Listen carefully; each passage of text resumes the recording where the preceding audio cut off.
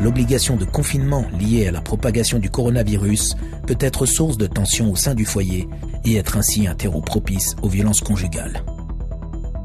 Il ne faut pas laisser s'installer la peur ou la culpabilité qui pourrait susciter violences verbales, physiques, psychologiques, sexuelles ou économiques. Il faut absolument couper court à ces violences. Plusieurs numéros peuvent aider les victimes.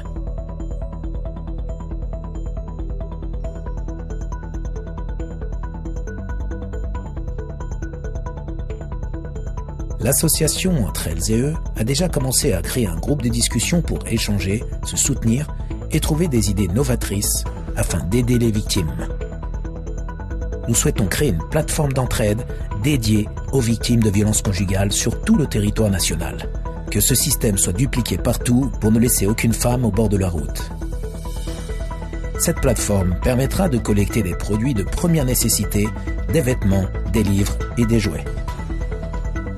Avec la charge mentale qui augmente, c'est le risque de fragilité qui s'accroît pour ces victimes, qui doivent pourtant aussi prendre soin d'elles.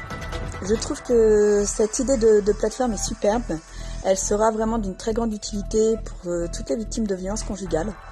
Voilà, moi je n'ai pas de pension alimentaire ni de paiement des frais scolaires depuis 17 mois. Donc ce sont les droits économiques de mon enfant qui ne sont pas garantis.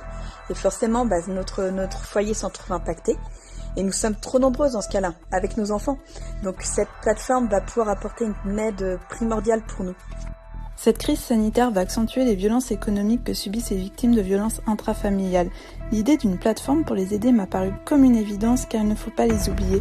J'invite les élus, la société civile à venir nous aider à construire cette plateforme solidaire. L'association Entre elles et eux s'est déjà associée à ce projet.